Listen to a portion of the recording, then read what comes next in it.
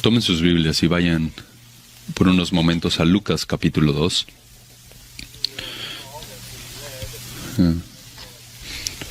Leímos hace unos momentos acerca de el anuncio de los ángeles y particularmente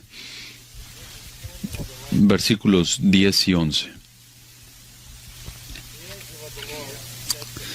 Mas el ángel les dijo: no temáis, porque aquí os traigo buenas nuevas de gran gozo, que serán para todo el pueblo. Porque os ha nacido hoy en la ciudad de David un Salvador, que es Cristo el Señor. Y después, por supuesto, la multitud de los ángeles aparece para declarar la gloria de Dios en las alturas.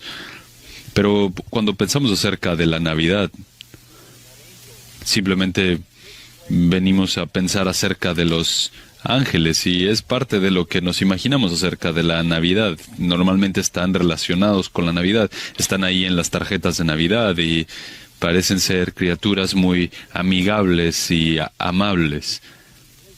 Y parece que no tienen un lugar tan importante en la Navidad, pero ese no es el caso. En la historia real, los ángeles fueron los que daban este anuncio celestial acerca de que el Salvador había llegado y de que Él era Cristo. Y miren esa palabra Cristo en el versículo 11, que Cristo no es el apellido de Jesús. Mateo nos enseña acerca de la misma verdad ahí al final de la genealogía de Jesús. Mateo capítulo 1 nos enseña acerca de que Jesús, que iba a ser llamado el Mesías, el Cristo, su nombre era Jesús, su naturaleza era del Señor, pero su título es Cristo o Mesías. Meshiach en hebreo, Christos en griego. Y vemos esa palabra tan seguido en el Nuevo Testamento, pero normalmente se pierde el significado. Tanto el Antiguo Testamento como el Nuevo Testamento, ambas palabras significa el ungido. El ungido. Y esta palabra es tomada desde el Antiguo Testamento cuando el Señor ungía a ciertas personas para que tuvieran cierta responsabilidad en su reino. El Antiguo Testamento promete un Salvador, un Redentor, un Libertador, el siervo del Señor, el Mesías, el ungido. Cuando Cristo llega, entonces el ungido ha llegado. Los judíos habían esperado mucho por esto. El Salmo 2, versículo 2, enseña que el Señor va a enviar a su ungido. El Salmo 45, 7 dice que tú has amado la verdad y por tanto el Señor te ha ungido con aceite de gozo. Y en Jeremías también nos enseña acerca de este Redentor, Mesías, ungido que vendría como el príncipe. Ya sea que se use la palabra Mesías en el Antiguo Testamento, o ungido, o Christos en el Nuevo Testamento, el ungido tiene el mismo significado. Así que su nombre es Jesús, su naturaleza es Señor, y su título es Cristo, el ungido. Ahora, en el Antiguo Testamento habían 3 personas particulares que fueron ungidas para un rol especial en el reino. Eran ungidas con aceite. Este aceite era derramado en sus cabezas como un símbolo del cual les separaba del resto. Primero estaban los profetas. Lo vemos en Primera de Reyes, capítulo 19, versículo 16. cuando el profeta Elías debe de ungir a su sucesor, que es el profeta Eliseo. Y después vemos más adelante que se habla acerca que no toques a mi ungido y no hagas ningún mal a mis profetas, está hablando el Señor. Y era el hecho de que los profetas estaban apartados para un ministerio específico. También los que eran ungidos eran los sacerdotes. En Éxodo 29 tienes a Aarón que está siendo ungido para su rol en el sacerdocio. En Levítico capítulo 8 ves lo mismo. Y el hecho es que están separados para un ministerio específico. Y la tercera responsabilidad que recibía esta unción eran también los reyes. Primera de Samuel 10, versículo 1. Primera de Samuel 16, ahí se unge a David, y Primera de Reyes, capítulo 1, Salomón es ungido. Y de nuevo simboliza el hecho de que hay una bendición celestial sobre una persona para que tenga una tarea celestial específica. Entonces la promesa del Señor en el Antiguo Testamento que iba a venir un ungido, el Salvador, el Redentor, el Libertador, pero que Él también sería el definitivo profeta, rey y sacerdote. En Isaías capítulo 42, Dios está hablando y habla acerca de su siervo, el Mesías, su escogido, en quien mi alma se complace, dice el versículo 1, he puesto mi espíritu sobre él. Y a él ahí está identificando al Mesías como su siervo, en quien él se complace. En Isaías 61 leemos algo muy similar. El Espíritu de Dios está sobre mí porque me ha ungido el Señor para traer buenas nuevas a los afligidos. Me ha enviado para vendar a los quebrantados de corazón, para proclamar libertad a los cautivos y liberación a los prisioneros, para proclamar el año favorable del Señor y el día de venganza de nuestro Dios, para consolar a todos los que lloran. El ungido está... Dios está hablando acerca de su ungido ahí en Isaías 61. En Deuteronomio 18 nos enseña que este sería un profeta como Moisés. También lo vemos en el Salmo 110, que él sería un sacerdote único. Y después vamos al Salmo 2 y 2 de Samuel 7 y nos enseña que él sería un rey.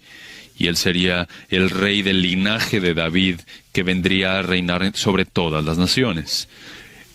Entonces, cuando ves lo que los ángeles están diciendo acerca de que este Salvador, este Jesús es Cristo, es que Él es ungido, Él es el profeta definitivo, el rey definitivo, el sacerdote definitivo. Y cuando en Génesis capítulo 3 se nos enseña acerca del que Dios maldice a la serpiente, también se nos enseña de que Dios enviará a uno que aplastará la cabeza de la serpiente. Y todos estaban esperando acerca de la llegada de este profeta, rey y sacerdote todopoderoso, el ungido. Este es el plan de Dios y su promesa. No había ocurrido, pasaron milenios para que ocurriera. Pero cuando llegó la plenitud del tiempo, entonces nació Cristo. Y eso es lo que leemos en Lucas capítulo 2, versículo 11. Porque os ha nacido hoy en la ciudad de David un Salvador, que es el Mesías, el ungido, el Cristo, el Señor. Si vas un poco más abajo, en Lucas 2, versículo 22, después de que Jesús había nacido, los días pasaron, y ese es el momento de que Él se ha circuncidado, para ir a Jerusalén, y había en Jerusalén un hombre que se llamaba Simeón, Versículo 25, y este hombre justo y piadoso esperaba la consolación de Israel, y el Espíritu Santo estaba sobre él. Y por el Espíritu Santo se le había revelado que no vería la muerte, sin antes ver al Cristo del Señor, al ungido del Señor. Movido por el Espíritu fue al templo, y cuando los padres del niño Jesús le trajeron para cumplir por él el rito de la ley, entonces Simeón le tomó en sus brazos, miren versículo 28, y dijo, él tomó al niño en sus brazos y bendijo a Dios y dijo, ahora Señor, permite que tu siervo se vaya en paz conforme a tu palabra, porque han visto mis ojos tu salvación, la cual has preparado en presencia de todos los pueblos, luz de revelación a los gentiles y gloria de tu pueblo, Israel.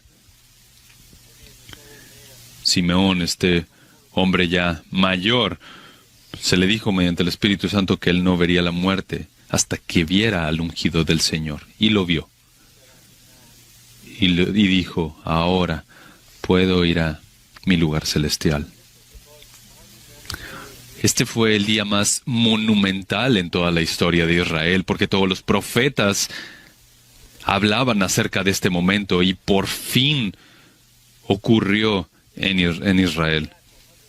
Habían estado esperando por esto por cientos de años. Pero ahora en Belén, el Mesías había llegado, el ungido, el profeta, rey y sacerdote, por encima de todos los reyes, profetas y sacerdotes. Y conforme llegamos a los evangelios, vayan ahí a Juan capítulo 1, en el versículo 35, y al día siguiente Juan estaba otra vez allí con dos de sus discípulos y vio a Jesús que pasaba y dijo, «He ahí el Cordero de Dios». Y los dos discípulos le oyeron hablar y siguieron a Jesús. Y Jesús se volvió y viendo que le seguían les dijo, «¿Qué buscáis?» Y ellos le dijeron, «Rabí», que traducido quiere decir maestro, ¿dónde te hospedas? Él les dijo, «Venid y veréis». Entonces fueron y vieron dónde se hospedaba y se quedaron con él aquel día, porque era como la hora 10. Uno de los dos que oyeron a Juan y siguieron a Jesús era Andrés, hermano de Simón Pedro. Él encontró primero a su hermano Simón y le dijo, «Hemos hallado al Mesías», que traducido quiere decir Cristo. Hemos hallado al Mesías.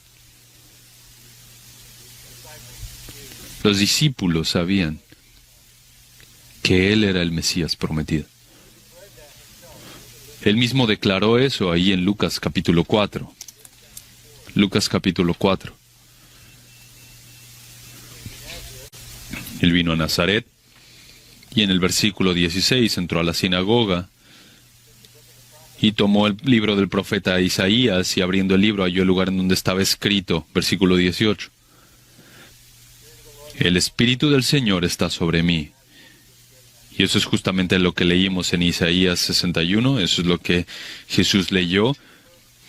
Porque me ha ungido para anunciar el Evangelio a los pobres, me ha enviado para proclamar libertad a los cautivos y la recuperación de la vista a los ciegos, para poner en libertad a los oprimidos, para proclamar el año favorable del Señor. Cerrando el libro lo devolvió al asistente y se sentó, y los ojos de toda la sinagoga estaban fijos en él. Y comenzó a decirles, «Hoy se ha cumplido esta escritura que habéis oído. El ungido ha llegado». Así es como comienza el Nuevo Testamento. En el capítulo 4 del Evangelio de Juan también leemos la conversación de Jesús con la mujer samaritana. La mujer le dijo, versículo 25, «Yo sé que el Mesías viene y que se le llamará Cristo. Cuando ese venga, nos declarará todas estas cosas». Y Jesús le dijo, «Yo soy el que habla contigo».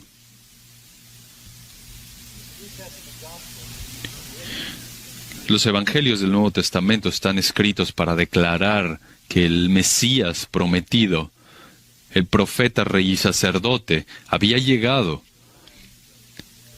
Y él llegó como Jesús, aquel que también es Señor. En Juan capítulo 11,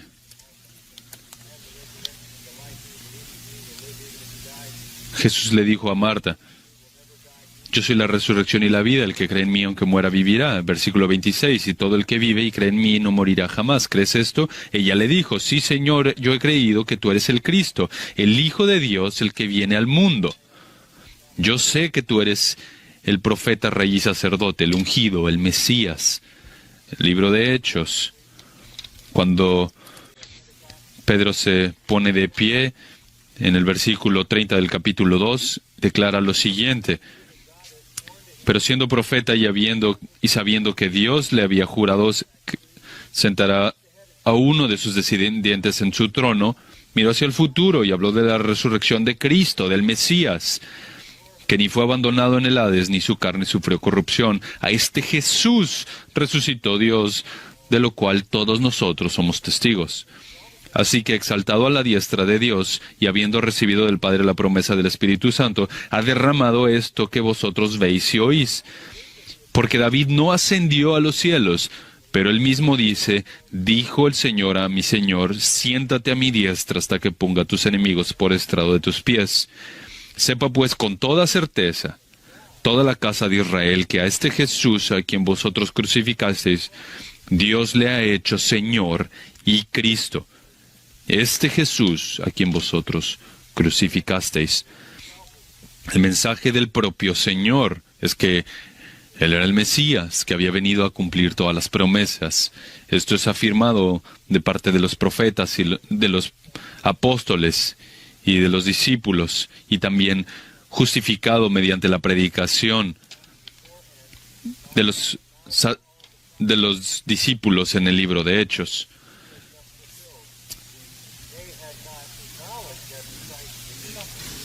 Ellos no habían reconocido que el Mesías iba a sufrir, así que los apóstoles tuvieron que predicar al respecto de que el Mesías habría de sufrir. Cuando llegamos al capítulo 8 de Hechos, conocemos a Felipe, y que él estaba predicando en el versículo 5, a Cristo. Él le predicaba al Mesías, que había llegado, el que había sido prometido. En el capítulo 9, cuando Pablo comienza a predicar acerca de Jesús en las sinagogas, pero Saulo, versículo 22, seguía fortaleciéndose y confundiendo a los judíos que habitaban en Damasco, demostrando que este Jesús es el Cristo. Capítulo 10, versículo 4. Mirándolo fijamente y atemorizado, Cornelio dijo: ¿qué quieres, Señor? Y él le dijo: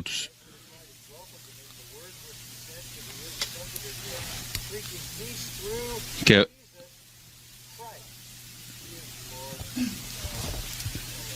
Jesús es Señor sobre todo.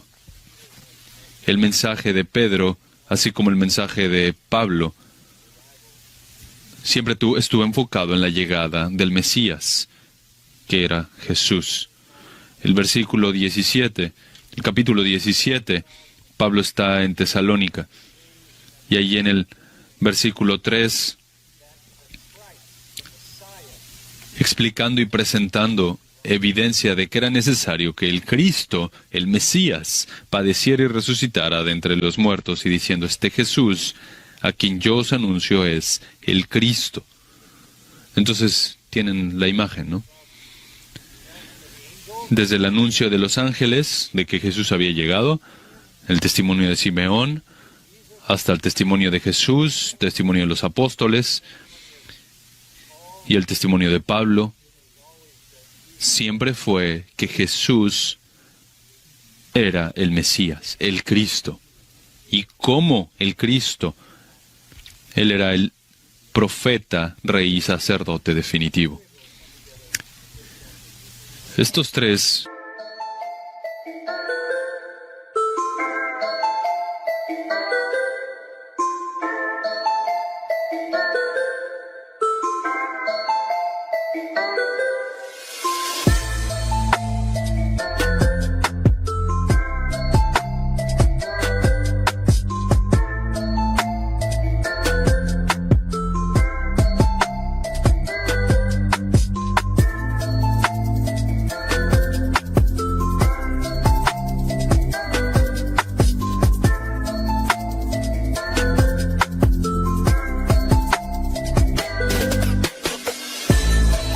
Vienen juntos en el capítulo 1 de Hebreos. Hebreos capítulo 1, ese es nuestro texto para el día de hoy. Y comienza describiendo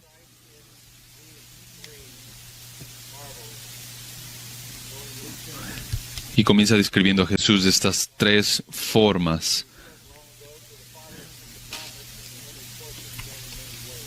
Dios, habiendo hablado hace mucho tiempo, en muchas ocasiones y de muchas maneras a los padres por los profetas, en estos últimos días nos ha hablado por su Hijo, a quien constituyó heredero de todas las cosas, por medio de quien hizo también el universo.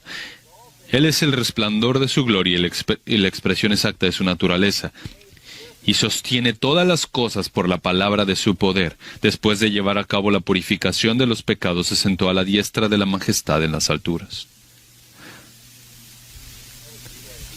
Mira la frase. Comenzando en el versículo 4. Siendo mucho mejor que los ángeles, superior a los ángeles que anunciaron su llegada. De hecho, Él es el Rey de los ángeles. En el capítulo 2, ahí mismo en Hebreos, versículo 9, vemos que Él fue hecho un poco inferior durante su encarnación a los ángeles, de forma que pudiera probar la muerte. Entonces, Hebreos capítulo 1 nos enseña acerca del ungido.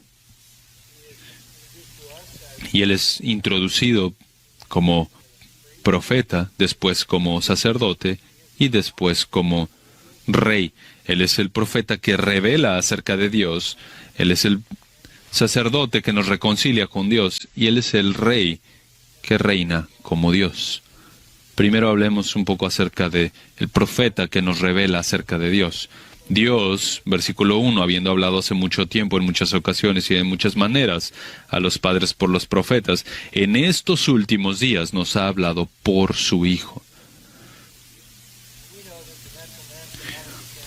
Sabemos que el hombre natural no comprende las cosas de Dios. Él está muerto en sus delitos y pecados y no puede comprender lo que pasa acerca de la verdad de Dios, a menos que la verdad de Dios resplandezca en sus corazones mediante el Evangelio. No esperamos que el mundo entienda acerca de Dios y acerca del Evangelio.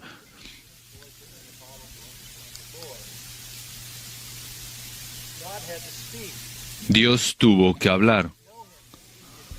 No le conoceríamos si Él no hubiera hablado. Y Él habló. Me encanta cómo dice simplemente Dios habiendo hablado. Dios ha hablado. El Dios verdadero, no un ídolo. No un pedazo de madera o de piedra. No una causa impersonal. No un poder indiferente. Sino que Dios ha hablado. Lo que significa que Él es una persona. Y Él ha hablado. Y es por eso que la Biblia se llama la palabra de Dios. Y aquí nos enseña que Dios nos ha hablado hace mucho tiempo. Eso significa en el Antiguo Testamento, en muchas ocasiones y en muchas maneras, a los padres por los profetas. Muchas porciones, distintos libros. Muchas formas. Directa revelación, visiones, sueños, tipos, símbolos. Pero Él siempre estuvo hablando. Y Él habló a la gente mediante sus profetas. El Antiguo Testamento era Dios hablando y los hombres escribiendo lo que Dios decía. Algo acerca del Antiguo Testamento es ley, algo es profecía, algo es poesía, pero todo lo que vemos en el Antiguo Testamento es Dios hablando. Es por eso que se llama la palabra de Dios. Y de hecho estaba en cierto sentido incompleta. Porque las revelaciones que componen los 39 libros del Antiguo Testamento, que están escritas por distintos autores, y era una revelación progresiva, estaba incompleta, no errante, sino incompleta, hasta que recibiera el Nuevo Testamento, hasta que fuera completada con el Nuevo Testamento.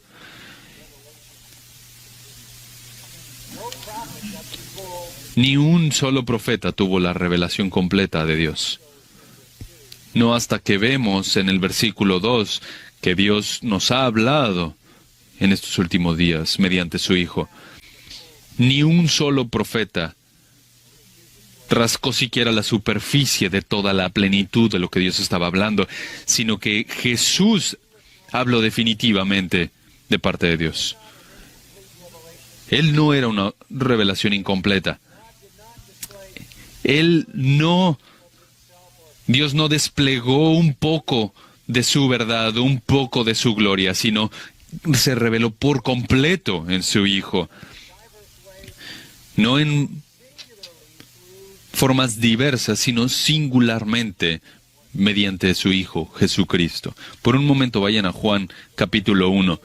En el principio existía el Verbo, y el Verbo estaba con Dios, y el Verbo era Dios. Entonces, sabemos que el Verbo era Dios, y ahora cuando vamos al versículo 14, y el Verbo se hizo carne, y habitó entre nosotros, y vimos su gloria como del unigénito del Padre, lleno de gracia y de verdad, lleno de verdad, la plenitud de la verdad revelada en él. Ni uno solo ha visto a Dios plenamente, sino que aquel que está en el seno del Padre, Él le ha dado a conocer, Él le ha explicado, versículo 18. Y el Nuevo Testamento está escrito para mostrarnos esta plenitud de la revelación.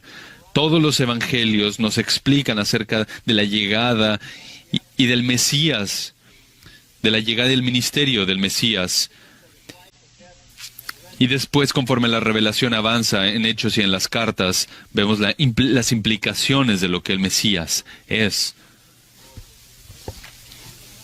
Y termina con Apocalipsis, con el glorioso regreso de este mismo Mesías. En él habita toda la plenitud de la deidad, dice el apóstol Pablo. Dios habló mediante su Hijo. Incluso cuando escuchaban hablar a Jesús decían, nunca hemos hablado a un hombre que hable de la misma forma que Él. ¿Por qué? Porque Él era un maestro enviado de parte de Dios. En Juan capítulo 4 nos enseña que Él hablaba únicamente lo que Dios quería que Él hablara. Y en Juan capítulo 5 nos enseña acerca de cuán poderosas eran sus palabras. Juan 5, versículo 25, en verdad os digo que viene la hora, y ahora es, cuando los muertos oirán la voz del Hijo de Dios, y los que la oigan vivirán. La voz de Dios, su voz es tan poderosa que no solamente sostiene todo el mundo con su palabra, sino que también cuando lo escuchen los muertos vivirán. Porque así como el Padre tiene vida en sí mismo, así también la dio al Hijo tener en sí mismo, y le dio autoridad para ejecutar juicio, porque es el Hijo del Hombre. No os admiréis de esto, porque viene la hora en que todos los que están en los sepulcros oirán su voz y saldrán. Los que hicieron lo bueno a resurrección de vida, y los que practicaron lo malo a resurrección de juicio. Él habla y todo el universo existe. Él habla y todos los muertos reviven, de forma que los separa, algunos para vida eterna y otros para muerte eterna en el infierno. Él es la revelación de Dios, la plenitud de la revelación de Dios. Ahora, mira el versículo 2 de Hebreos 1. En estos últimos días se refiere a estos días mesiánicos, la era mesiánica, cuando Él llegó en el momento específico que Dios lo había planeado para ser el Mesías. Y Él es la voz de Dios. Mira Juan capítulo 14, versículo 24. El que no me ama no guarda mis palabras, y la palabra que oís no es mía, sino del Padre que me envió. Él es el profeta perfecto, porque solo habla lo que el Padre le había dicho que hablara.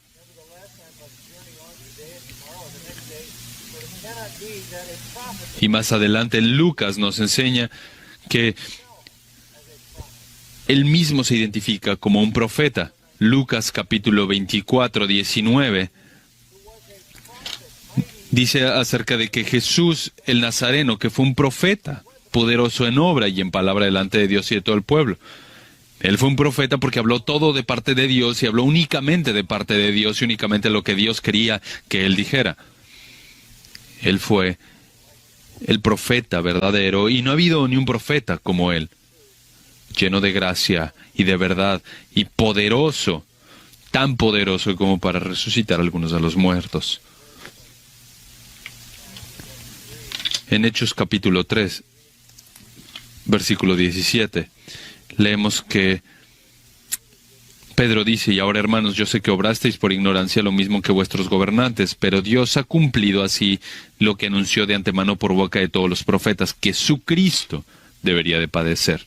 Por tanto, arrepentíos y convertíos para que vuestros pecados sean borrados, a fin de que tiempos de refrigerio vengan de la presencia del Señor, y Él envíe a Jesús, el Cristo designado de antemano para vosotros, a quien el cielo debe recibir hasta el día de la resurrección de todas las cosas, restauración de todas las cosas, acerca de lo cual Dios habló por boca de sus santos profetas desde tiempos antiguos.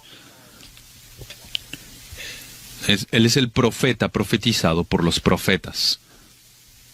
Él es el que cumple con las profecías mesiánicas. Y vas al Antiguo Testamento y observas cómo la revelación se va desenvolviendo de a poco. Y este aspecto del Mesías va mostrándose de a poco. En Jacob vemos, por ejemplo, la tribu del Mesías.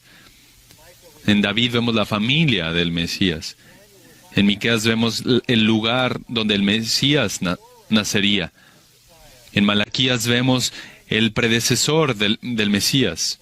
Más adelante vemos también acerca de la muerte y resurrección del Mesías. Pero cada uno de estos escritores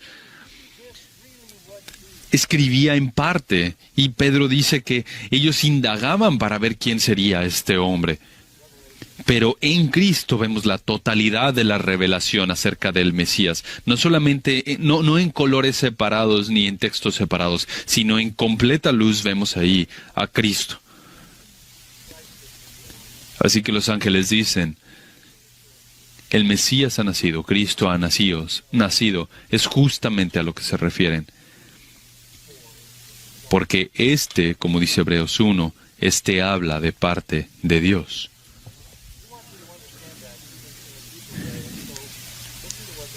Ahora, mira lo que dice el escritor de Hebreos, y va a describir al Mesías, va a describir a Cristo en unos términos magníficos. Él es el heredero de todas las cosas. Él es el que hizo las cosas del universo. Él es el resplandor de la gloria de Dios. Él es la expresión exacta de su naturaleza y sostiene todas las cosas por la palabra de su poder. Y lo que nos está mostrando es que Él es el profeta definitivo, porque ni un solo profeta ha tenido palabras tan poderosas como las suyas. Si preguntas quién es Jesucristo, aquí está tu respuesta. Él es el Dios eterno de Dios, el Hijo eterno de Dios. Y no solo eso, sino quién es el heredero de todas las cosas. Él tiene el derecho sobre todas las cosas, como vemos en Apocalipsis capítulo 5, cuando el Cordero de Dios viene del trono en el capítulo 5 y toma este libro con sellos, que es el título de posesión de todo el universo. Y miré y vi entre el trono de los 4 seres vivientes y los ancianos a un cordero de pie como inmolado que tenía 7 cuernos y 7 ojos, que son los 7 espíritus de Dios enviados por toda la tierra. Y vino y tomó el libro de la mano derecha del que estaba sentado en el trono. Y entonces todos se postran en adoración a él, porque él toma este rollo que es el título de propiedad del universo y demuestra que a él le pertenece. Durante un tiempo él fue más humilde y más bajo que los ángeles, pero Él es el rey de los ángeles. Él está por encima de todo. Él es el heredero de todas las cosas. Él las hereda porque Él las creó. Ve de vuelta ahí a Hebreos 1, versículo 2, por medio de quien hizo también el universo. Por medio del Hijo, el Padre hizo el universo. Como dice también Juan 1:3, Colosenses 1:16, él creó todas las cosas. Él lo creó todo mediante su palabra. Él lo habló y vino a existir. Él vino de parte de Dios y habla de parte de Dios y habla con tal poder que creó todo el universo en 6 días.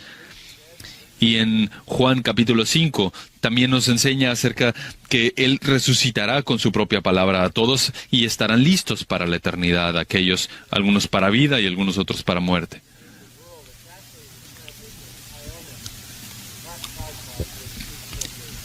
Y cuando vemos aquí que habla acerca de por medio de quien hizo el universo, esta palabra que se usa en el original tiene que ver con la totalidad de todo lo que existe, no solamente en la cuestión material, sino también en la cuestión inmaterial. Es el creador de las edades, también puede traducirse de esa forma.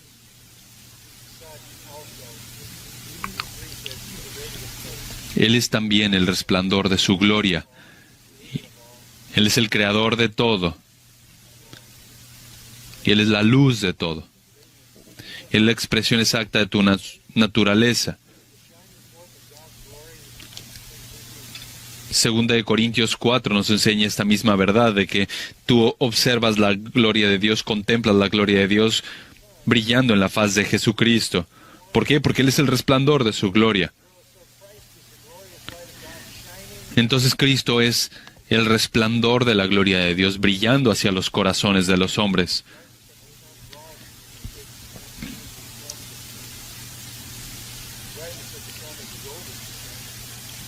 El brillo del sol nos sirve como ejemplo.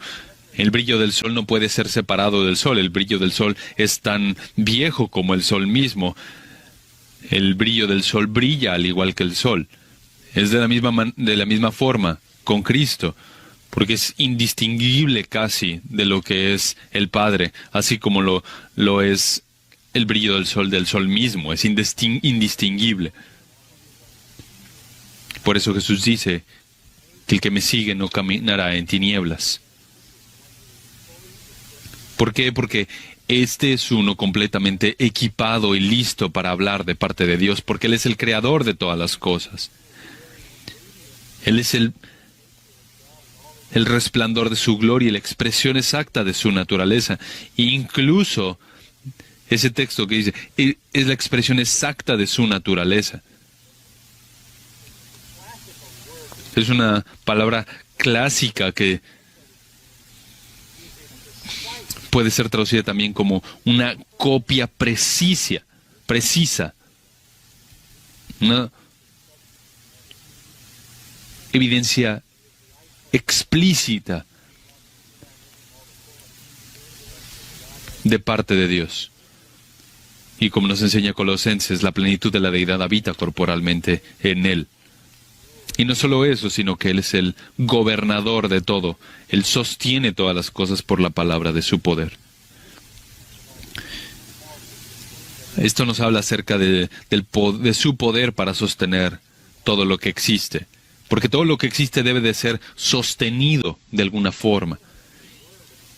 Y mira cómo lo sostiene, con la palabra de su poder. Él habla y lo sostiene todo y lo crea todo. Y lo sostiene hasta que llegue su fin determinado. Y sostiene el universo hasta que Él cree un nuevo cielo y una nueva tierra. ¿Por qué? Porque Él es la expresión exacta de la naturaleza de Dios, porque no hay ningún otro que pueda hablar de la misma manera que Él lo hizo, así como Jesús lo hizo. Él dirige todos los movimientos de las edades, todos los movimientos de los siglos, con el poder de su palabra. Entonces aquí está el autor de Hebreos introduciéndonos a uno, mediante quien Dios ha hablado, no en forma separada, no en fragmentos, no en una forma incompleta, no en una forma ni siquiera acumulada, sino la plenitud de la revelación está en Él. Toda la revelación. Él es el profeta ungido, prometido. Y no solamente es el profeta que revela la palabra de Dios, sino también el sacerdote.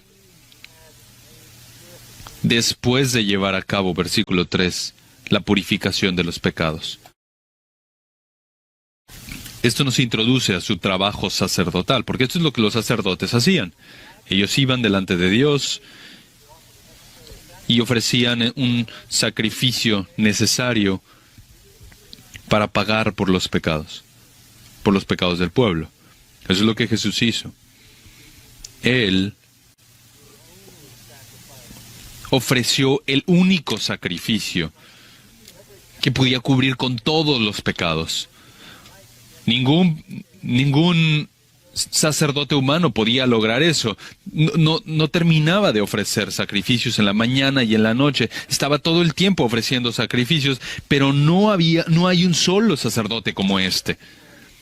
¿Por qué? Porque este es un sacerdote misericordioso que hizo propiciación, satisfacción por los pecados. Él ofreció un sacrificio que satisfizo definitivamente a Dios.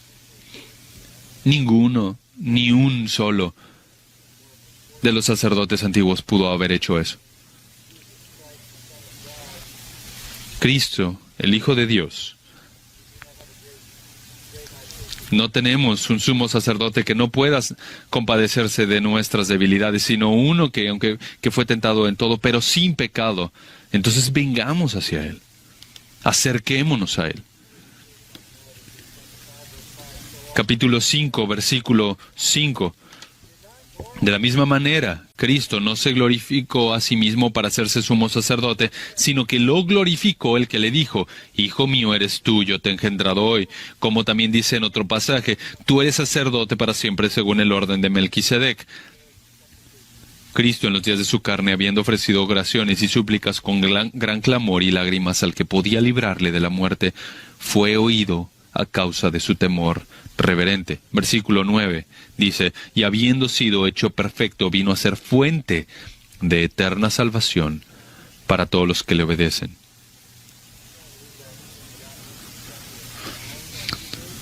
La salvación. No puedo dejar de hablar del capítulo 9 de Hebreos. Ahora bien, aún el primer pacto tenía ordenanzas de culto y de santuario terrenal.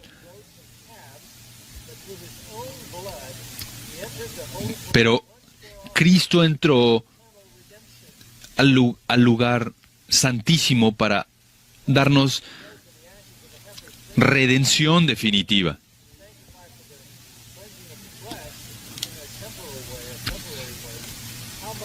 Porque cuanto más la sangre de Cristo en comparación a la de los machos cabríos puede purificarnos y santificarnos definitivamente.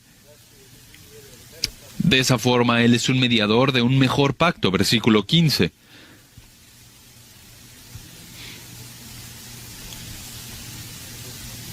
Y al final del versículo 26, dice que se ha manifestado para destruir el pecado por el sacrificio de sí mismo.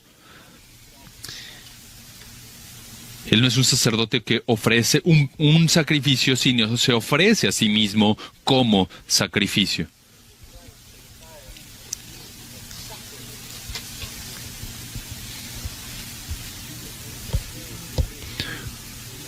Pero Cristo vino a ser el sacerdote definitivo, siendo Él el mismo sacrificio definitivo. Porque por el Cordero de Dios, sin mancha alguna. Él vino para ofrecerse a sí mismo, para tomar los pecados. Hebreos 2:9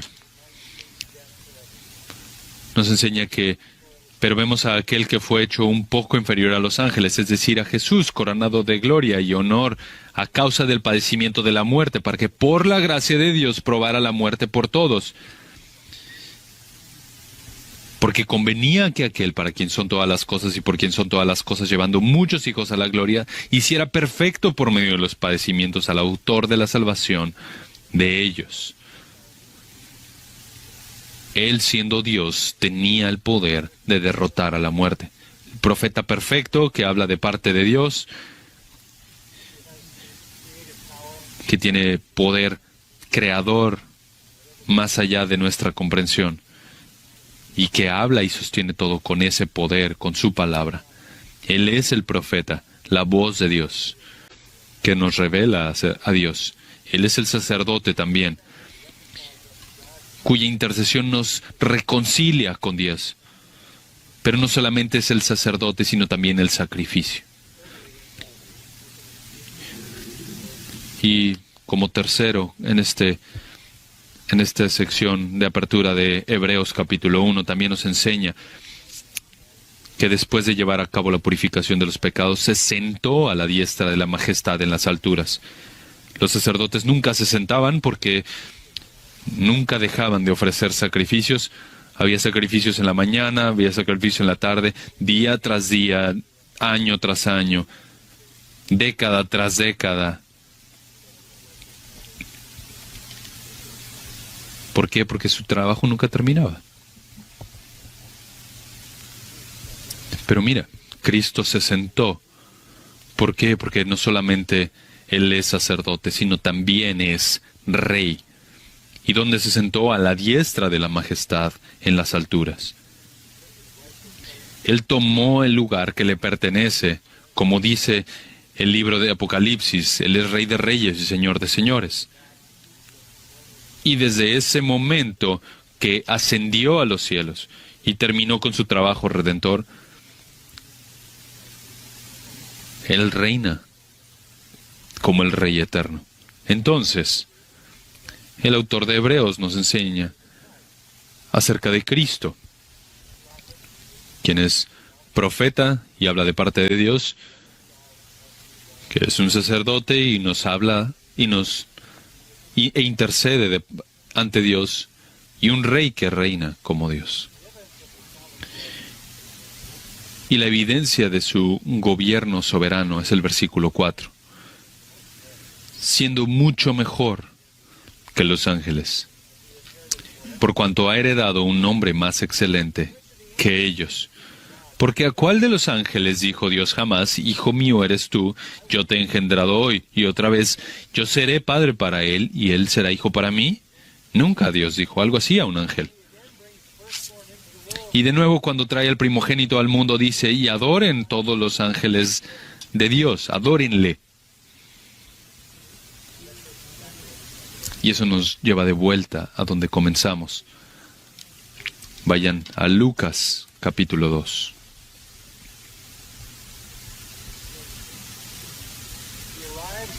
Él llega como el ungido rey, profeta y sacerdote. Y el autor de Hebreos nos enseña que es mucho superior a los ángeles. Y los ángeles le reconocen como su rey. Lo reconocen como su rey. Y el ángel dice, y el texto de Lucas nos enseña que llegó y hubo toda esta multitud de aquellos que estaban proclamando acerca de la llegada del Rey. Pero mira, los ángeles no necesitan un sacerdote, no necesitan un profeta, pero sí tienen un Rey. Y Cristo es el Rey de los ángeles. Charles Wesley entendió esto cuando escribió: gloria a Dios en las alturas, gloria.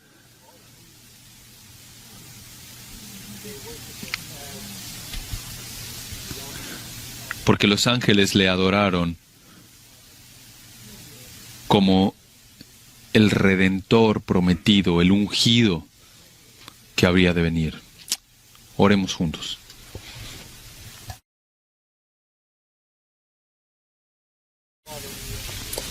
Padre,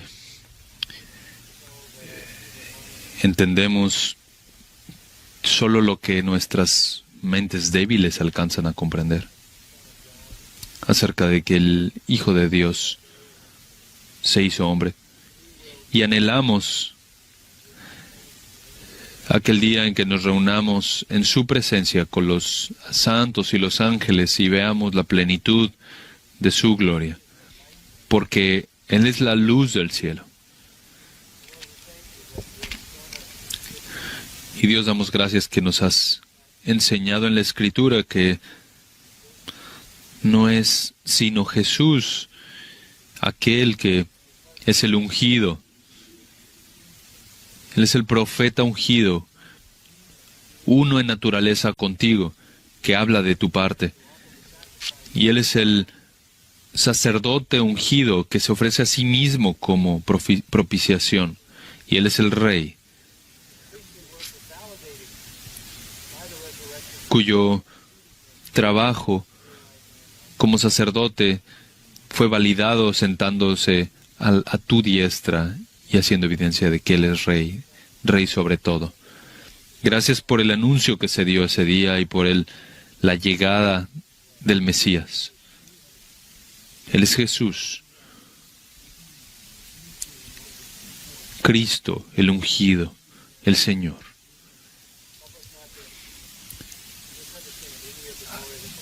Ayúdanos a que no malentendamos ni malinterpretemos nada de la gloria que solo a Él le pertenece, sino que podamos unirnos junto con los ángeles y no solamente decir que Él es el Rey, sino Él es nuestro Rey. Necesitamos un profeta, necesitamos desesperadamente un sacerdote, y ahora tenemos un Rey que nos ama y comparte la plenitud de su herencia con nosotros. Este es aquel que nació en Belén. Y ahora que venimos a esta mesa para recordar en esta mañana, queremos reconocer que fue en la cruz que recibimos purificación de nuestros pecados, que fue en la cruz que tomó con nuestras debilidades y fue castigado en nuestro lugar, de manera que tú fuiste satisfecho con ese castigo, de forma que Él llevó tu ira y la removiste cualquier tipo de culpa sobre aquellos que creen en ti, y has llenado nuestra vida de amor, gracia, perdón, misericordia, y ofreces vida eterna en tu presencia. Y nosotros no somos dignos, sino aquel que es digno tomó nuestro lugar. Él es tu profeta, tu rey, tu sacerdote. Y es todo eso para nosotros. Estas son las buenas nuevas. Así que venimos hoy a esta mesa. Ayúdanos, Señor, con un sentido fresco de su muerte y de su resurrección. Lucas capítulo 2, donde tomamos la narrativa en el versículo número 8. En la misma región había pastores que estaban en el campo cuidando sus rebaños durante las vigilias de la noche, y un ángel del Señor se les presentó, y la gloria del Señor los rodeó de resplandor, y tuvieron un gran temor. Mas el ángel les dijo: no temáis, porque he aquí os traigo buenas nuevas de gran gozo, que serán para todo el pueblo. Porque os ha nacido hoy en la ciudad de David un Salvador, que es Cristo el Señor. Ahora nos enfocamos en la palabra Cristo. La semana pasada les decía que no es el apellido de Jesús, sino que Cristo significa Mesías, el ungido de Dios. En el Antiguo Testamento, el Mesías era el ungido. Y cuando Cristo vino, como el cumplimiento de todas las promesas, profecías del Antiguo Testamento, el ángel dice el ungido, el Salvador, el Señor. Y en particular, Él es el ungido. Eso es lo que significa la palabra Cristo. Todo a través del Nuevo Testamento lo vemos identificado con este título, Cristo, el ungido.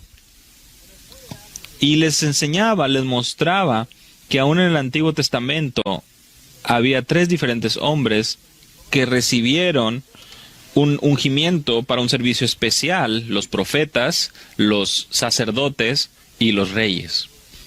Ellos eran ungidos con aceite por su servicio único, como una manera de ver, de mostrar la responsabilidad que Dios había puesto sobre ellos. Los profetas eran ungidos, los reyes eran ungidos, los sacerdotes eran ungidos. Pero había un Mesías prometido, quien sería el más grande profeta, el más grande sacerdote, el más grande rey, el ungido. Y los ángeles dijeron en el libro de Lucas: el Salvador, Cristo, el Señor, ha venido, ha nacido hoy. Él es el más grande profeta, sacerdote y rey.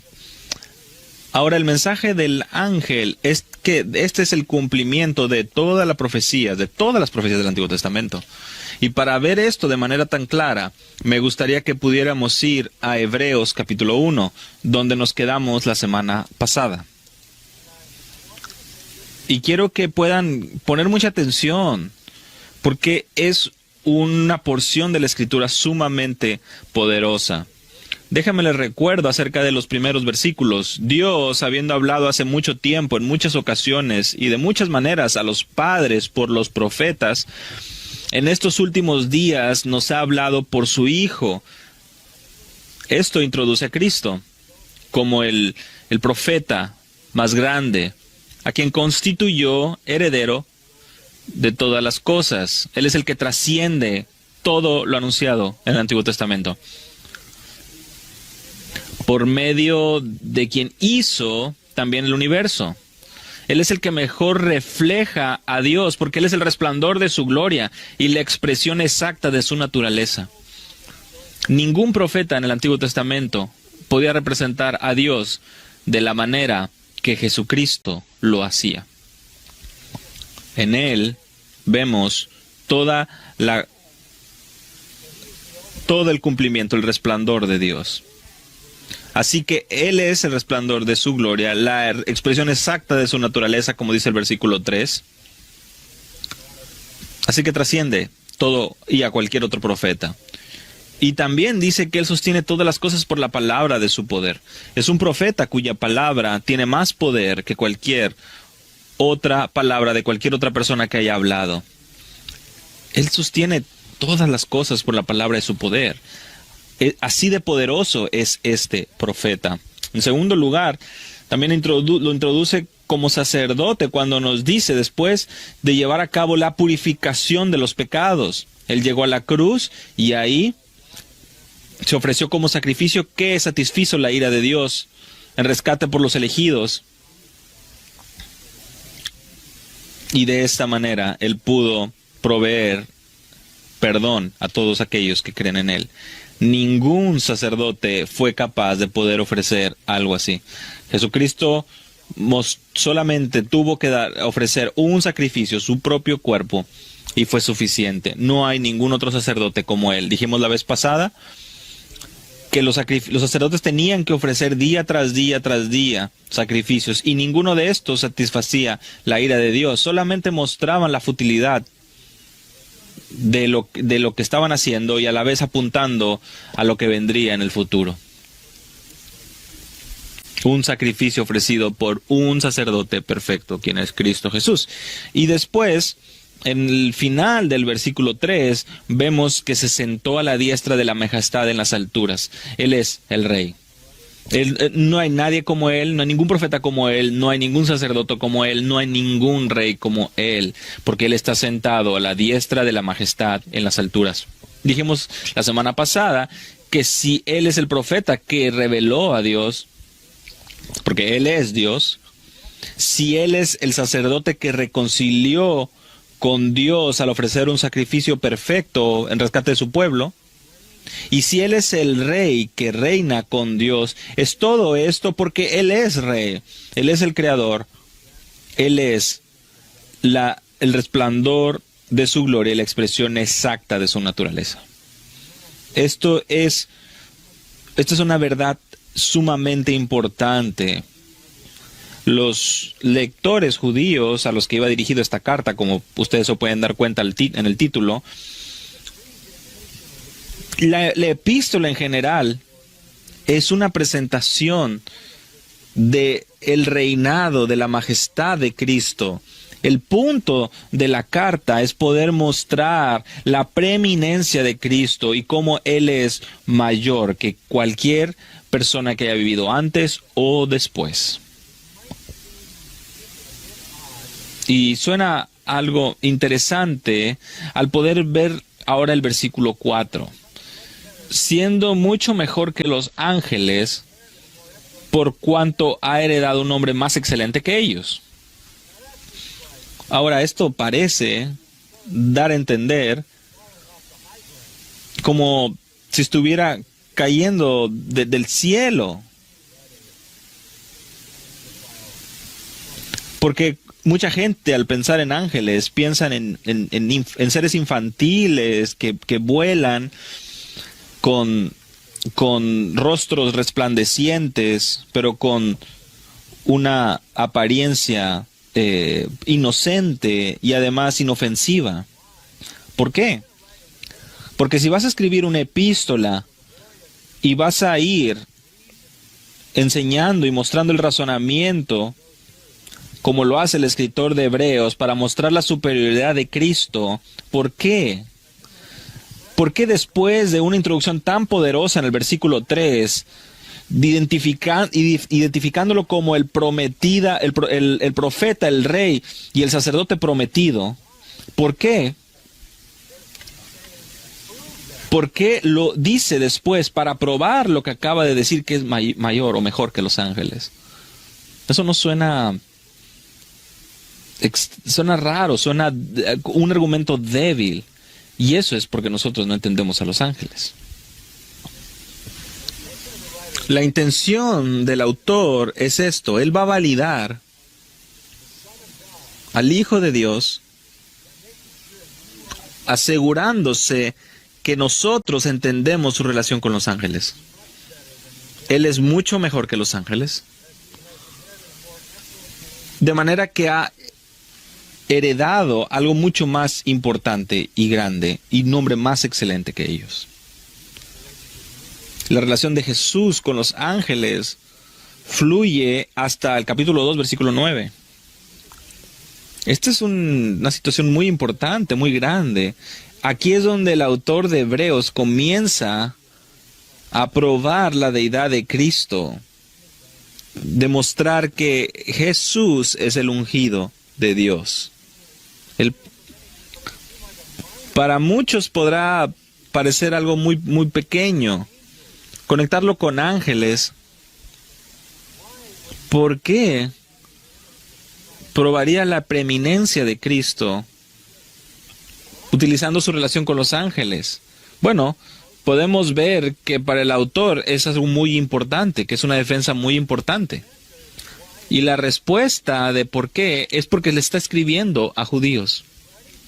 Y les está escribiendo a judíos que entendían, que conocían la historia del Antiguo Testamento sobre los ángeles.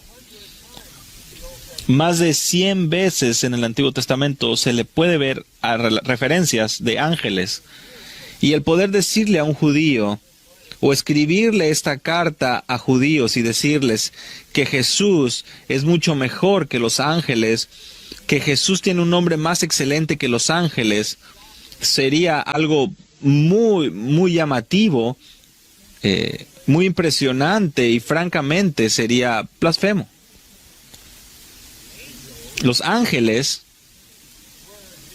eran lo más cercano a Dios.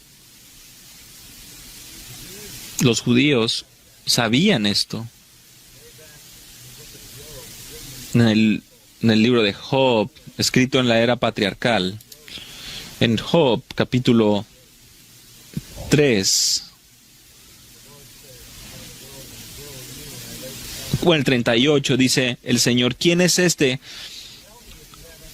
Del versículo 1 al versículo 7, el Señor le dice a Job, ¿dónde estabas tú cuando cantaban juntas las estrellas del alba y todos los hijos de Dios gritaban de gozo? Le pregunta, ¿dónde estabas tú? Los ángeles, en el libro de Éxodo, cuidaban el arca de pacto, cuidaban el lugar santísimo. Los ángeles estaban puestos, situados en la entrada del jardín del Edén. De hecho, con una espada que se revolvía, prohibía la entrada al jardín del Edén. Y eso es lo que nos dice Génesis 3. Los ángeles eran bastante poderosos. Era un ángel que se le apareció a Agar, la sirviente de Sara, para darle un mensaje. Era precisamente un ángel que, a pesar del pecado, vino a dar el mensaje acerca de Ismael. Y también a través de un ángel, en Génesis 16, se le da esta promesa temporal de bendición a Agar. Y literalmente iban a quemarla hasta convertirla en cenizas. Los ángeles salvaron a Lot y a su esposa y a sus 2 hijas, y los ángeles los llevaron de la mano y los guiaron afuera de la ciudad. Fue un ángel que detuvo a Abraham de atravesar a su hijo Isaac. Fue un ángel que le afirmó a Abraham el pacto conocido como el pacto abrámico en Génesis 22. Fue un ángel que sostuvo a Isaac y le ayudó y le asistió a conseguir una esposa. Jacob vio ángeles subiendo y bajando del cielo, una escalera. ¿De qué se trataba esto?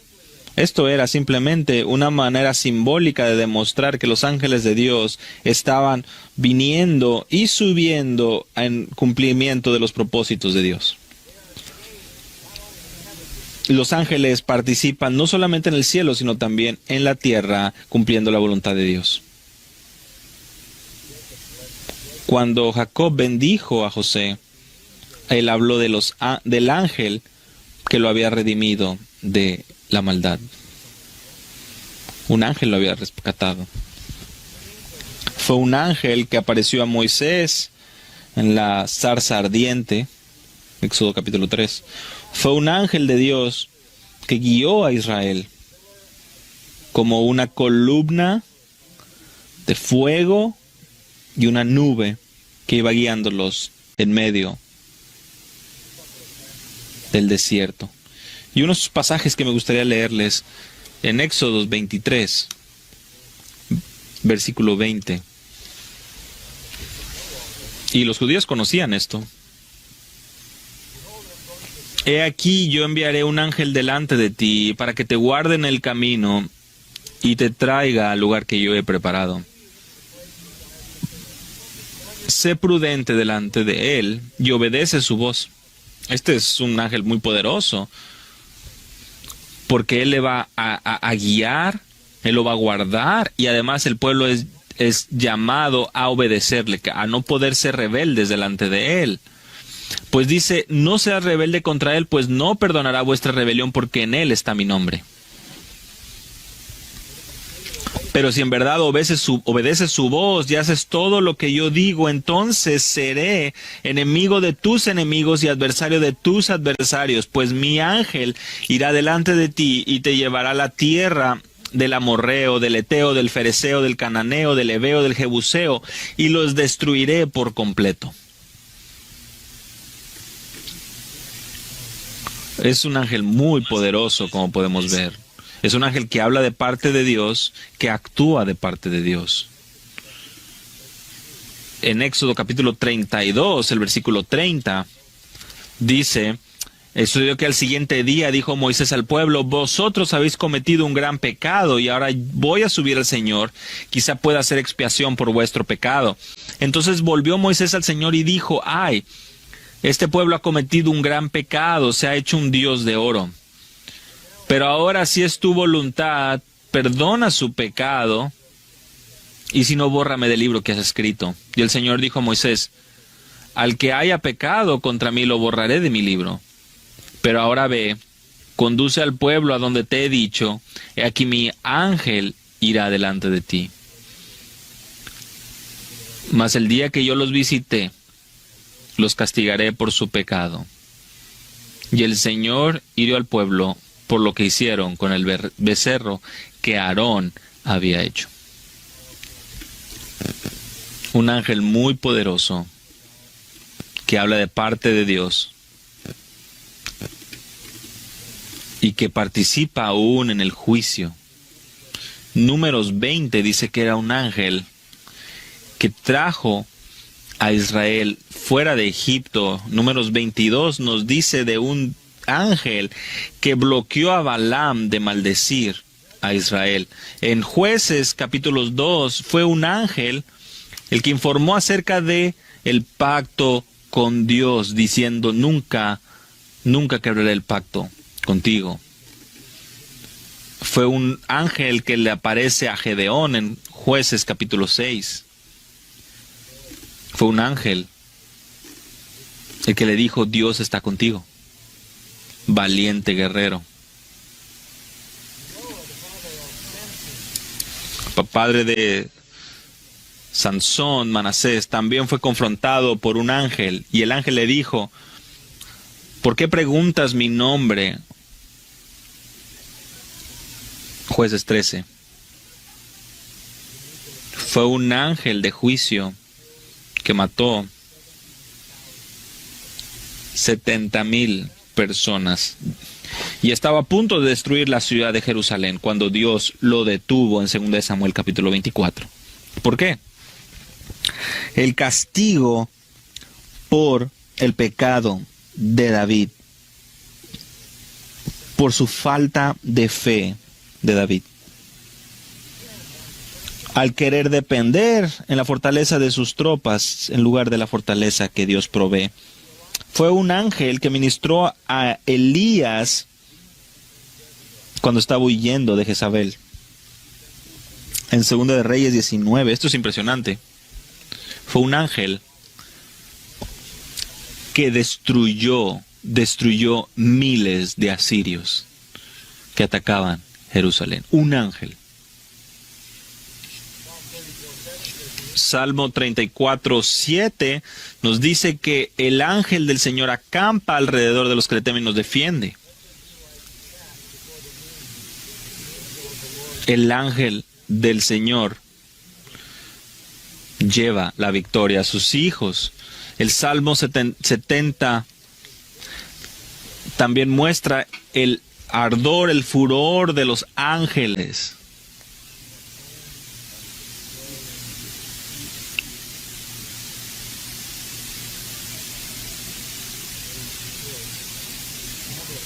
En numerosas ocasiones, los ángeles venían anunciando juicio, castigo. Por otra parte, en el Salmo 91, también se nos menciona que los ángeles se acercarán para que guarden sus mandamientos.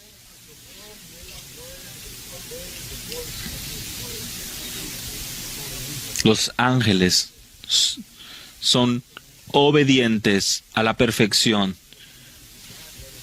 y son llamados a dar el mensaje de Dios, aunque sea un mensaje de afirmación, un mensaje de promesa o aún un mensaje de juicio. Los ángeles adoran y proclaman también. Isaías 63. Y en todo esto, dice, el ángel de su presencia los salvó. Los ángeles salvaban y cuidaban personas. Los ángeles de destrucción son mencionados en Ezequiel, del 8 al 11. Aún en Ezequiel, el capítulo 40, son los ángeles que están midiendo el templo del milenio. En la vida de Daniel, los ángeles están muy activos. En Daniel capítulo 3, aún en medio del horno de fuego, es un ángel que aparece. En el capítulo 4 de Daniel, también son ángeles los que son llamados aquellos que están guardando. Son ángeles de juicio. Daniel capítulo 6. También son ángeles los que cierran la boca de leones. Zacarías 1 dice que los ángeles controlan el mundo para Dios. Tal vez deberíamos de leer este pasaje.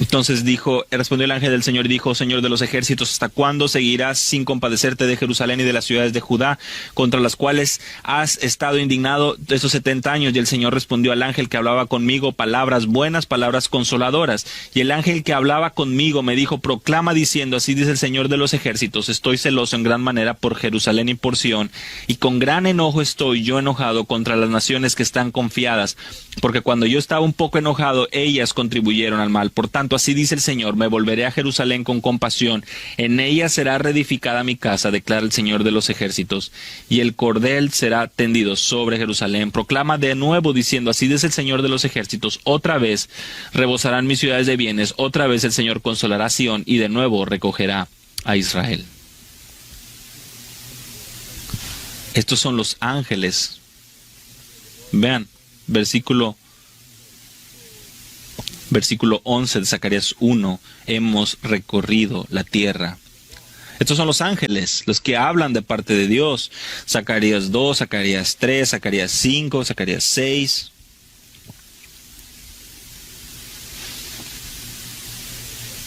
Zacarías 12. Salmo 82 nos dice que los ángeles poseen conocimiento, discernimiento. Deuteronomio también nos dice que hay 10,000, miles y miles de ángeles. Son miles los ángeles que hay. Es lo que el testimonio de la Escritura nos dice. Y al hacer un cálculo o hacer un resumen, vemos que los ángeles son mensajeros de Dios, que sirven como guías, que son atalayas, que están confortando también, que están dando consejo, que están dando juicio, que están dando protección, que están dando castigo, que aún están ejerciendo y ejecutando el juicio de Dios, que son maestros y también adoradores. Son agentes de Dios para proveer luz, en ocasiones fuego, y a la vez dando luz mucho más brillante que cualquier metal preciado. Son simplemente asombrosos, con un gran poder. Daniel 7:10, él vio miles delante de Dios. A veces llamados criaturas vivientes, a veces llamados querubines, a veces llamados serafines. Estaban presentes al momento de darse la ley.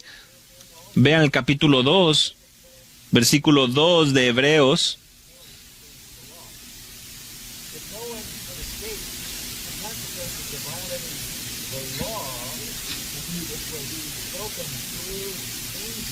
Porque a los cuales de los ángeles dijo Dios jamás, hijo mío, eres tú, yo te he engendrado hoy. Aún en el libro de Hechos, en el capítulo 7, versículo 53, Esteban dice, tú que recibiste la ley como fue enviada por ángeles y además la guardaste.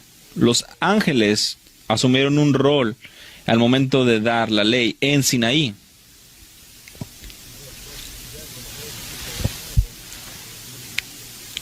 Y las personas somos llamadas a obedecer esta ley. Y esta ley fue dada por transgresión, lo que nos dice el libro de Gálatas. Y esto fue dado por ángeles. Los ángeles simplemente fueron testigos y quienes ofrecieron la ley de Dios. Ahora vamos a Isaías capítulo 6, y aquellos que cantan delante del trono de Dios, santo, santo, santo, son ángeles. Así que no es para sorprendernos que cuando abrimos el Nuevo Testamento hay ángeles. Hay ángeles en todos lados.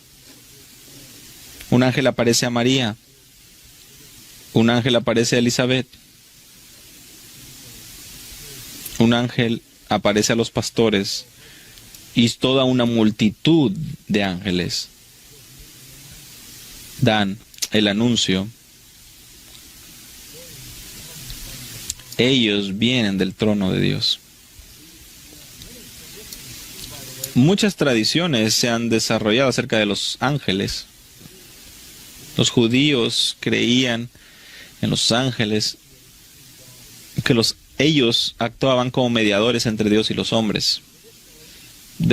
Tradicionalmente los judíos afirmaban que los ángeles eran mensajeros de Dios por su rol, por su trabajo en la ley. Ellos también creían que los ángeles eran los que estaban ejerciendo la voluntad de Dios o ejecutando la voluntad de Dios, que ellos eran seres feroces, hechos de fuego. Ellos afirmaban que ellos eran creados, pero no podían procrear. Ellos eran el consejo de Dios. Eran los ángeles los que formaban parte de este consejo. Es decir, Dios conversaba con ellos, por ejemplo, en los pasajes de la creación. Así que se afirmaban que los ángeles eran el consejo con el que Dios estaba hablando durante la creación. Arcángeles también. Y tenían otros ángeles, Rafael y algunos otros nombres. Hay una tradición de que 200 ángeles controlan las estrellas, que hay otros ángeles que controlan el tiempo, que hay ángeles que controlan el mar, que los ángeles tienen diferentes responsabilidades, como aquellos que se encargan de la nieve, de la lluvia, de los relámpagos. También aquellos ángeles, según la tradición judía, que podían y se encargaban de anotar todas las cosas. Guardianes, otros.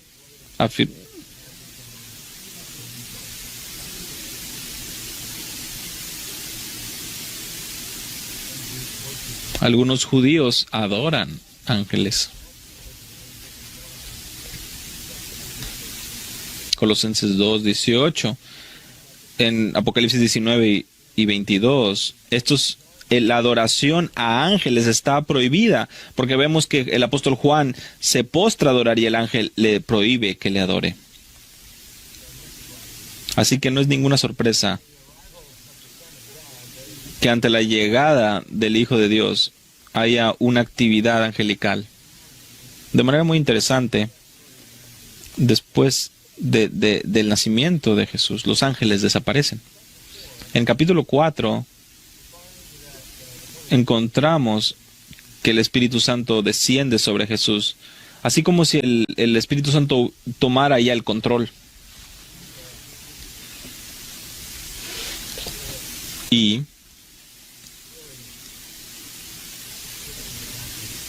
Y realmente vemos que ya los ángeles pasan a un segundo plano. No aparecen hasta Getsemaní, cuando regresan y apoyan a Jesús. Así que con todo esto vamos a regresar al versículo 4 de Hebreos capítulo 1. Siendo mucho mejor que los ángeles, por cuanto ha heredado un nombre más excelente que ellos. Él no es mejor que los ángeles, es mucho mejor que los ángeles. Este es el argumento fundamental de toda esta sección. Ya habíamos visto en el capítulo 2, versículo 9, que fue hecho un poco inferior a los ángeles, ya que tenía que sufrir la muerte, pero después exaltado, coronado con majestad y poder y honor. Él en su naturaleza es mucho mejor que los ángeles, mucho más alto que los ángeles en poder. Aquel que escribe en Hebreos, el autor de Hebreos, lo demuestra en 5 maneras. Y me gustaría poder mencionar cada una de estas 5. Su nombre es el primer punto, versículo 5. Porque ¿a cuál de los ángeles dijo Dios jamás: Hijo mío eres tú, yo te he engendrado hoy? Los ángeles son llamados hijos de Dios. Eso lo vemos de manera colectiva, en el sentido de que son creados por Dios o fueron creados por Dios. Pero un solo ángel, digamos, poniendo un solo ángel, nunca vemos una referencia de nombramiento como hijo de Dios. No vemos esta relación tan cercana con Dios, con un ángel en particular. Y aquí está haciendo una cita: Hijo mío, eres tú, yo te he engendrado hoy. Es una cita del Salmo 2, versículo 7. Ciertamente anunciaré el decreto del Señor que me dijo: mi hijo eres tú, yo te he engendrado hoy. Pídeme y te daré las naciones como herencia tuya y como posesión tuya los confines de la tierra, dice el versículo 8. Este es el Padre identificando a su Hijo.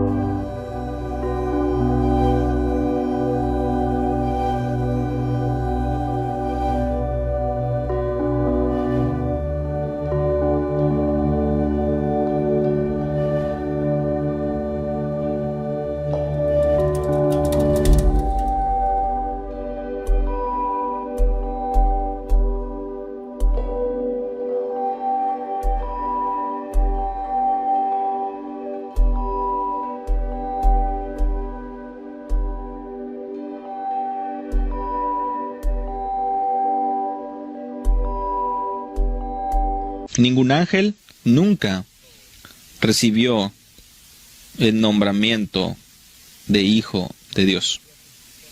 También hace una referencia a Segunda de Samuel 7:14, cuando Dios sería padre para la descendencia de David, de donde vendría el Mesías. Lo que nos dice es que la vida del Hijo es la vida de Dios, es el Hijo eterno, el segundo o la segunda persona de la Trinidad. Cristo, hombre, era por naturaleza si Cristo hubiera sido menor que los ángeles, no podría haber sido el Mesías. El Espíritu Santo entonces nos asegura que aunque por un momento fue menor que los ángeles, Él es el Hijo de Dios.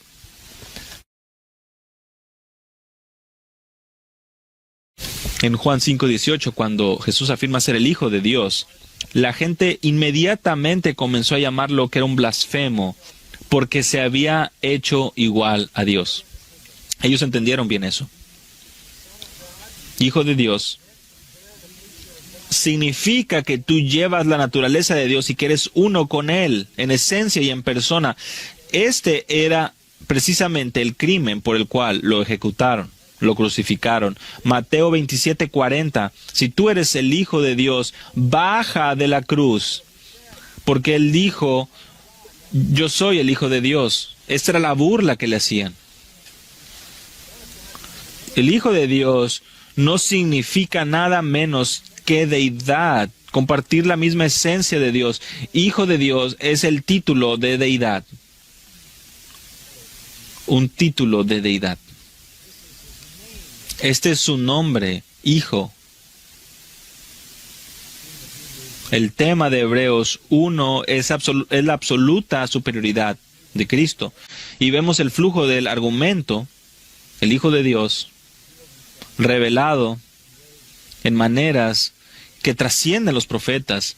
Versículo 1, el Hijo de Dios es creador y heredero de todas las cosas. El Hijo de Dios es la expresión y la manifestación de su gloria. Él es el que sustenta todas las cosas, es el Redentor, está sentado a la diestra de la majestad en las alturas. Y el Hijo es superior a los ángeles. Los judíos tenían en consideración el término Hijo de Dios como una blasfemia. Y sabemos que Jesús era hijo por nacimiento, era hijo también por su resurrección, y es hijo por naturaleza, ya que él mismo lleva la esencia de su Padre. Así que tiene un nombre mucho mayor, mucho más excelente. Versículo 5, mi hijo eres tú, mi hijo eres tú. Mejor que los ángeles por su nombre, es su hijo, el Hijo de Dios. Él lleva la imagen, la esencia de Dios. Los ángeles fueron creados. Cristo es el Dios eterno. No nada más su nombre, veamos su posesión. Vamos al versículo 6. Y de nuevo, cuando trae el primogénito al mundo, dice, adórenle todos los ángeles de Dios.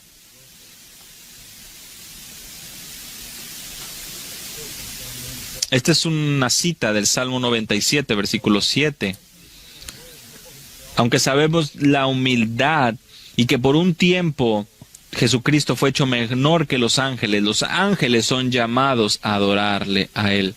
Dios dice que al enviar al primogénito de la creación al mundo, aunque ha sido enviado a la tierra, los ángeles deben de adorarlo. Y esto afirma que los ángeles deben de adorar, que Él es Dios, porque el único que es igual a Dios es digno de adorar. Esta es la prueba de que Jesús es Dios. Tiene un nombre que es sobre todo nombre, sobre todos ángeles, y Él es el único merecedor de toda adoración. Ustedes ven ahí el término primogénito en el versículo 6, es el término griego protótokos, que significa aquel que está sentado en el lugar de dignidad. Y ciertamente Él está sentado en esa silla de dignidad. Pues Él lleva la imagen de Dios, Él es el resplandor de su gloria, la expresión de su naturaleza, Él reina por sobre todas las cosas. Cuando vuelva, habrá una adoración celestial conformada por ángeles. Y dominará por completo la nueva tierra, nuevos cielos. En Apocalipsis vemos precisamente esas imágenes donde los ángeles adoran. En Apocalipsis capítulo 4, versículo 7, el primer ser viviente era semejante a un león, el segundo era semejante a un becerro, el tercero tenía el rostro como el de un hombre, y el cuarto era semejante a un águila volando. Y los 4 seres vivientes, cada uno de ellos con 6 alas, estaban llenos de ojos alrededor y por dentro, y día y noche no cesaban de decir. Escuchemos lo que los ángeles dicen: Santo, santo, santo es el Señor Dios, el Todopoderoso, el que era, el que es y el que ha de venir. Y cada vez que los seres vivientes dan gloria, honor y acción de gracias al que está sentado en el trono, al que vive por los siglos de los siglos, los 24 ancianos se postran delante del que está sentado en el trono y adoran al que vive por los siglos de los siglos, y echan sus coronas delante del trono, diciendo: Digno eres, Señor y Dios nuestro, de recibir la gloria y el honor y el poder, porque tú creaste todas las cosas y por tu voluntad existen y fueron creadas. Y nuevamente, en el siguiente capítulo, capítulo 5, versículo 11, y miré y oí de los muchos ángeles alrededor del trono, y de los seres vivientes, y de los ancianos, y el número de ellos eran miriadas de miriadas y millares de millares, que decían a gran voz: El Cordero que fue inmolado, digno es de recibir el poder, las riquezas, la sabiduría, la fortaleza, el honor, la gloria y la alabanza. Y a toda cosa creada que está en el cielo, sobre la tierra, debajo de la tierra y en el mar, y a todas las cosas que en ellos hay, oí decir: Al que está centrado en el trono y al Cordero, sea la alabanza, la honra y la gloria y el dominio por los siglos de los siglos. Y los 4 seres vivientes decían: Amén. Y los ancianos se postraron y adoraron. Una adoración angelical. Y si tú eres mayor que los ángeles, eres Dios, porque solamente Dios es mayor que los ángeles. Así que se le ha dado un nombre más alto que los ángeles, se les ha dado una posición más alta de los ángeles. Y el número 3 es que por naturaleza es superior a los ángeles. Versículo 7. Y de los ángeles dice: el que hace a sus ángeles. Los ángeles fueron creados como espíritus, y a sus ministros llama de fuego. Tenían poder. Su santidad también puede ser reflejada con esto. Pero el punto aquí es que los ángeles son creados. Esto es lo que significa la palabra hace. Esta manera de asistencia o servidores. Estos son lo que los ángeles son. Son poderosos, son rápidos para dar juicio, son prontos para dar juicio, para destruir, para obedecer. Vemos estas imágenes a lo largo de la Escritura de los ángeles enviando personas al infierno. Ellos tienen otra naturaleza, son creados y fueron creados para servir. Versículo 8, pero del Hijo dice: tu trono, oh Dios, es por los siglos de los siglos. Y el cetro de equidad es el cetro de tu reino. Has amado la justicia y aborrecido la iniquidad, por lo cual Dios, tu Dios, te ha ungido con óleo de alegría más que a tus compañeros. Tú no eres creado. Tú, oh Dios, eres por siempre y para siempre. Así que su naturaleza es la realidad eterna que solo le pertenece a Él. Por cierto, esto es tomado de una porción del Salmo 45, donde los ángeles son servidores de Dios y también son servidores del Hijo de Dios, y por lo tanto el Hijo es Dios. Su reino es un reino eterno. Su cetro significa que Él va a dominar, a reinar. Él es el único que, como Dios, es perfecto. Versículo 9. Amado la justicia y aborrecido la iniquidad, por lo cual Dios, tu Dios, te ha ungido. Aquí vemos la unción. Él es sin pecar, es lo que nos dice Hebreos 7. Ama la justicia y aborrece la iniquidad. Y esto es inseparable. No puedes amar la justicia y tolerar la iniquidad. Así que esta es la perfección del ungido.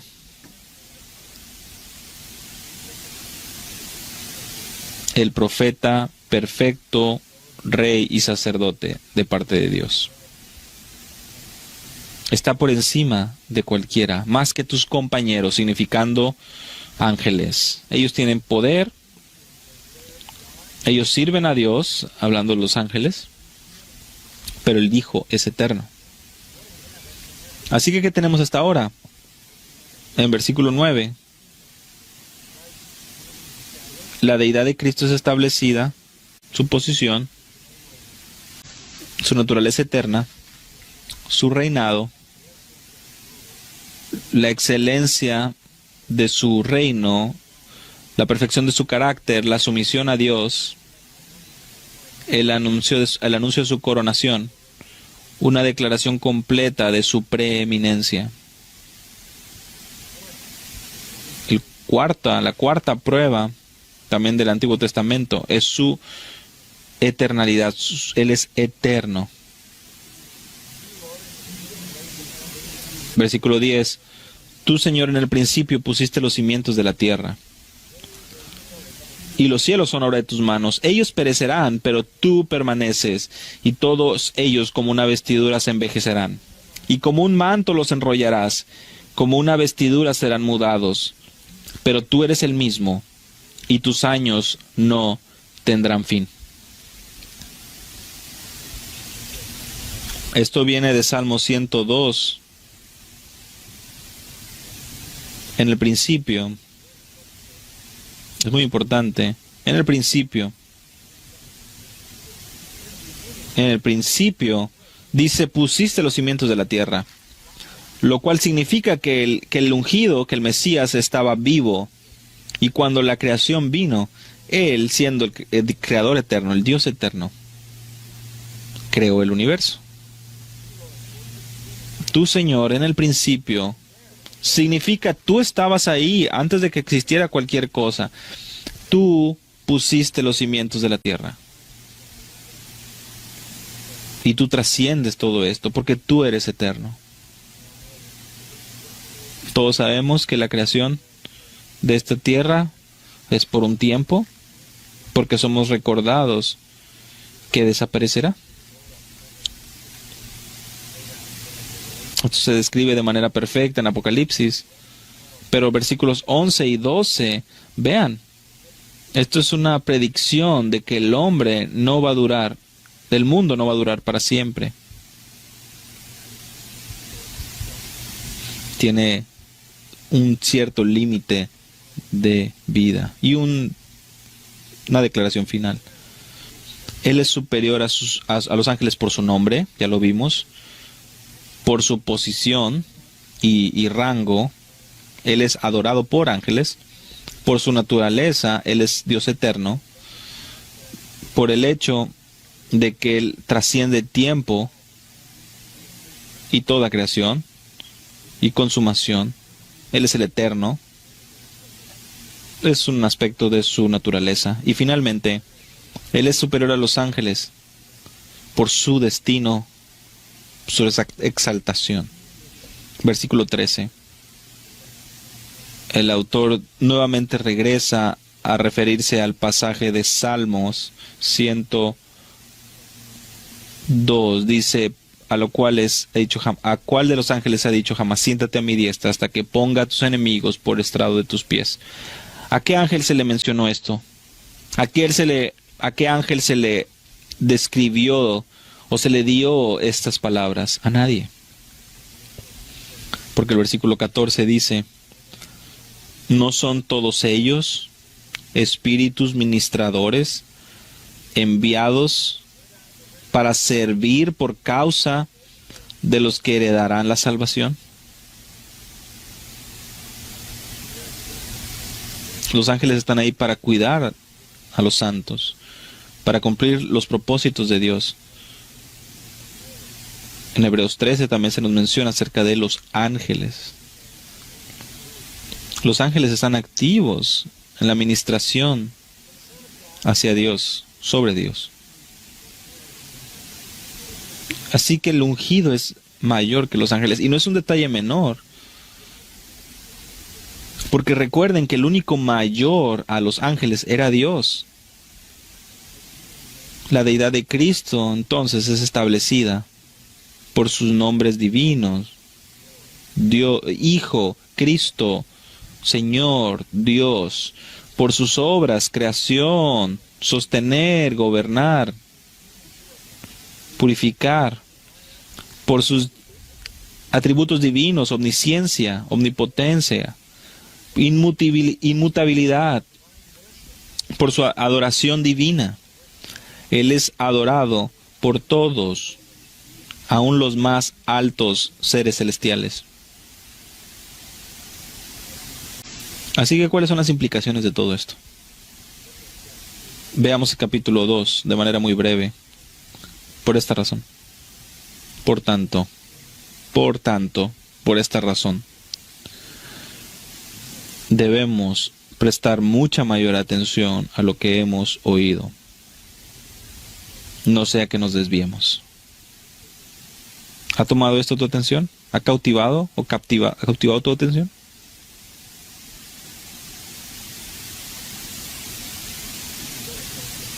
Debemos de prestar atención a lo que hemos oído. ¿Y qué fue lo que escuchamos? Bueno, escuchamos acerca de la preeminencia de Cristo, el que hizo el sacrificio perfecto por pecadores, que pagó el precio. Debemos de prestar atención a lo que hemos escuchado y no ser llevados o desviados, porque la salvación solamente viene en el nombre y la obra de Cristo.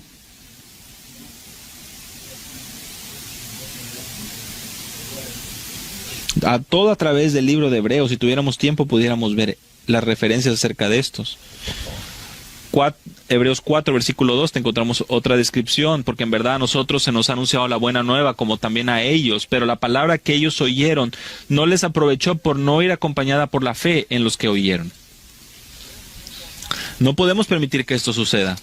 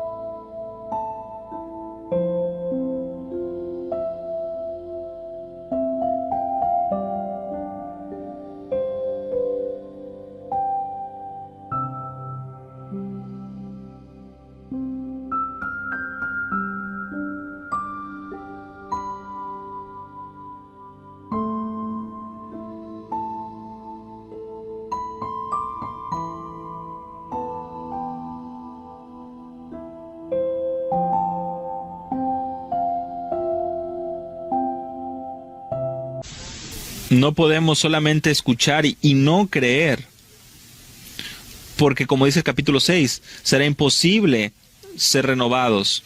El capítulo 10 dice, no hay esperanza para aquel que rechaza a Cristo. Si tenemos la verdad, que es que Cristo es Dios preeminente, Él es el único Salvador, Por esta razón, por la preeminencia de Cristo, escuchen, presten atención. Versículo 2, la otra razón. Porque si la palabra hablada por medio de ángeles resultó ser inmutable, y toda transgresión y desobediencia recibió una justa retribución, ¿cómo escaparemos nosotros si descuidamos una salvación tan grande? Si la gente no pudo escapar la ley, recibió un castigo. Así que debemos escuchar la preeminencia de Cristo, la santidad de su juicio. ¿Cómo podremos escapar del castigo de la ley que vendrá si olvidamos, si descuidamos la salvación que está en Cristo y solamente en Él? Escuchen, debido a la preeminencia de Cristo, debido a la certidumbre del juicio, y el tercer motivo es por la confirmación de Dios. Versículo 3, la cual después que fue anunciada, las buenas nuevas de salvación, primeramente por medio del Señor nos fue confirmada por los que oyeron, testificando Dios juntamente con ellos, tanto por señales como por prodigios, y por diversos milagros, y por dones del Espíritu Santo según su propia voluntad. Dios afirmó el ministerio, los milagros y el testimonio de los apóstoles y de Cristo. Es lo que vemos en el día de Pentecostés, que es lo que dice hombres de Israel, en el mensaje de Pedro, varones judíos,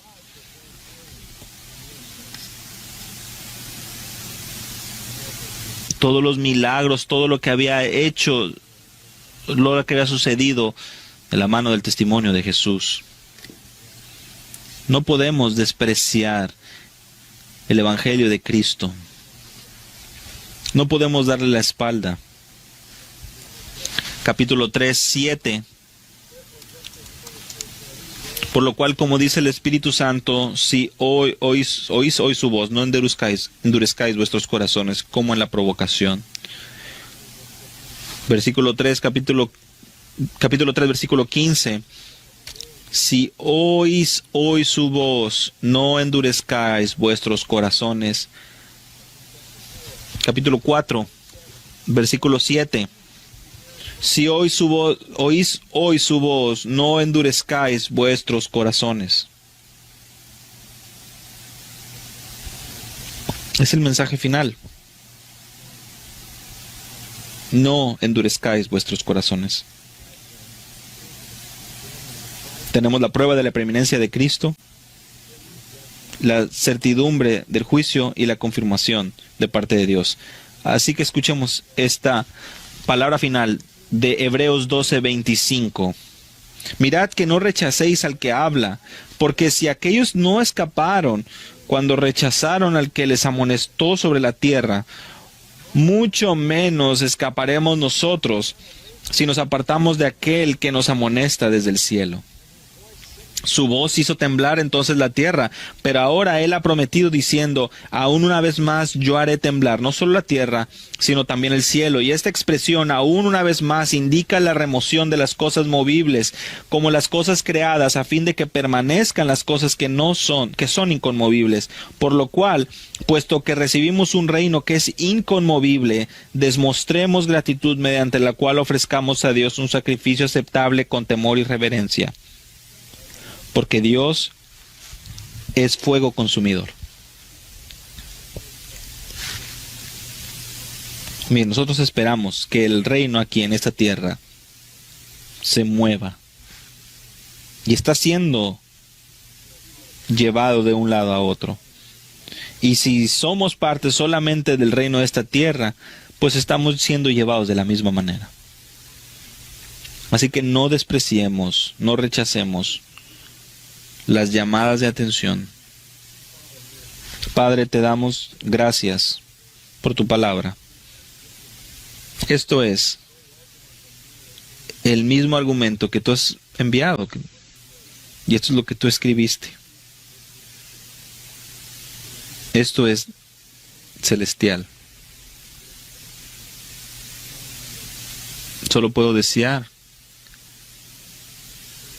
que yo pueda ser un buen administrador. Pero por tu Espíritu Santo, por favor, sella estas verdades. Y permítenos entender que Cristo, el preeminente,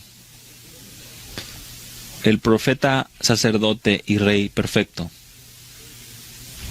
es el Salvador y el único Salvador. Y que nadie de los que escucha esto endurezca su corazón y sufra el castigo, el juicio que vino a Israel al endurecer su corazón. No hay escape, no hay salida si rechazamos una salvación tan grande. Y la palabra rechazar es importante porque asumimos tal vez que lo importante es que no neguemos la Escritura, que no la ignoremos. Pero mucha gente es hostil ante la palabra, es indiferente. Y ahí recae su condenación. Así que te rogamos que por favor selles en nuestro corazón esta verdad. Aún durante este tiempo de Navidad. Que el Evangelio avance y mucha gente escuche, de manera que pueda escapar de la condenación y tomar y asegurarse en el Salvador, que es nuestra seguridad. Y es en su nombre que oramos y para su gloria. Amén.